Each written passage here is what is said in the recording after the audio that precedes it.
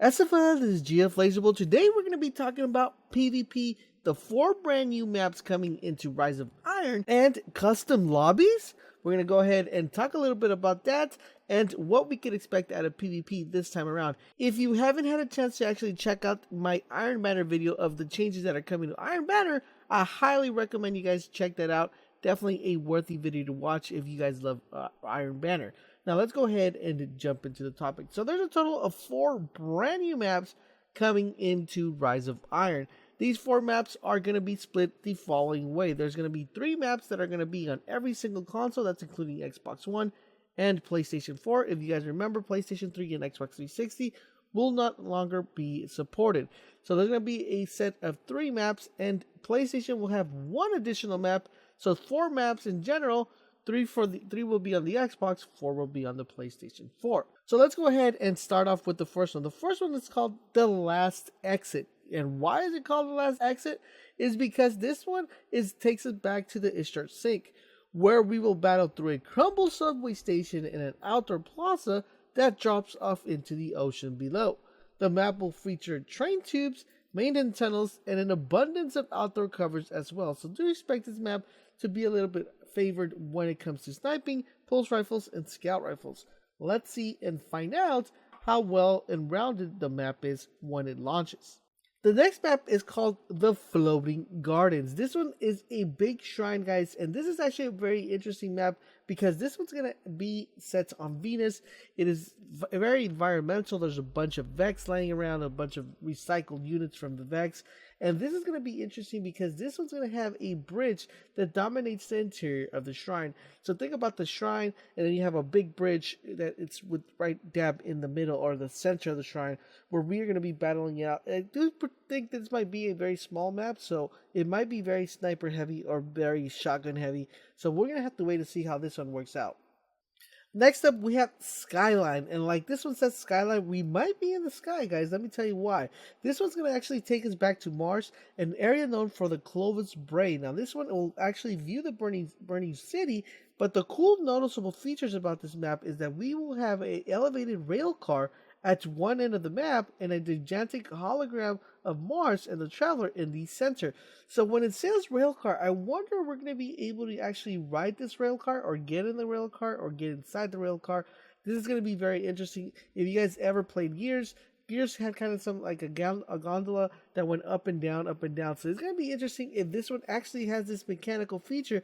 And if it does, this is actually going to be very, very fun and interesting to play. I can't wait to try this map. This one, like kind of like the map I'm actually waiting to try out. If this one will give you the ability to actually get on a rail car and, kind of, have it like a movable rail car. So it's going to be very interesting. And the last map we have is called Icarus. Now, this one is the PlayStation 4 exclusive map. This map is very interesting because if you guys know what Icarus is a perk that's within our weapons that allow us to actually jump in the air and float in the air while shooting.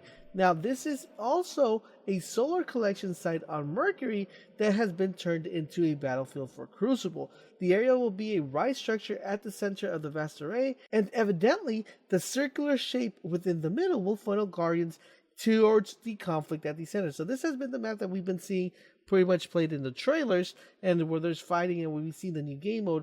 So this is going to be exclusively for the PlayStation 4. So if you guys want to play Icarus, you're going to have to get a PlayStation 4 if you don't have one. Or if you have a PS3 or 360, you're going to want to have to go ahead and upgrade to a console of your choice. So those are the total of the 4 brand new maps coming into Rise of Iron. Let me know which one, guys, is your favorite one based on my description of it in the comments section down below. Now let's go ahead and talk about custom lobbies. As you guys know, one of the most sought after features in Destiny has been custom lobbies or private matches. If you guys don't know what that is, it's pretty much giving you advantage to, let's say you have 12 of your friends, 6 of your friends, you're like, hey, let's go run a match of elimination. Currently, right now, the only way you're actually able to do that is if you actually pair yourself up and time the time you actually click select to actually launch it. This one works, but it's not so much effective as a private lobby would work or a custom lobby. Not only that, but it'll give you an advantage to actually, test out weapons, play with your friends, make different videos. So it's a very interesting mode that, the game should have, had included once it launched but it didn't. So it's something that's been requested quite often by the community. I'm pretty sure everybody's aware who Lars Barklund is. If you guys don't know who he is the lead designer for Crucible. So anything that has to do with Crucible, he's the one that actually controls it or takes control or, decides what we can implement in Crucible. And he said the following. He says, Rise of Iron includes the introduction of a long-awaited feature our community has been clamoring for. Now, there's been a couple things that the community has been clamoring for, dedicated servers, private lobbies, and all sorts of different stuff. But one of the main things we've been all kind of in agreement is private lobbies. Yes, private lobbies are going to be essential when it comes to Destiny, not only Destiny moving forward, but Destiny 2 as well. And seeing how they got rid of the Xbox 360 and the PlayStation 3, private lobbies seem like a very feasible achievement to accomplish before Destiny 2 comes out. I think this is one of the reasons why, the 360 and the PS3 had to be let go, is because the servers have to be strong to actually support private lobbies.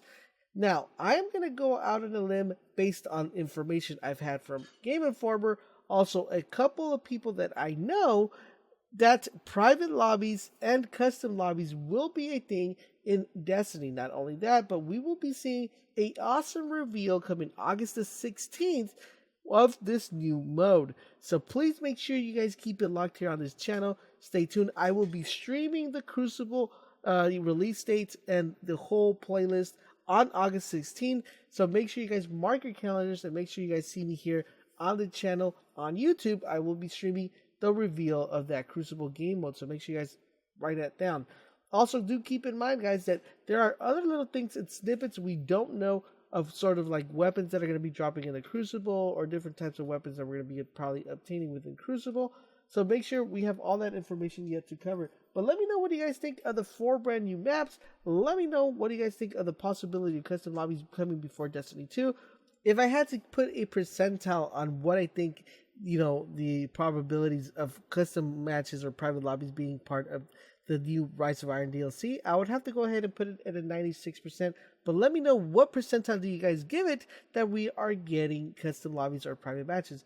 Don't forget, guys, if you want to stay up to date to everything that has to do with Rise of Iron, make sure you guys keep it locked on this channel, and I will catch you guys on the next video.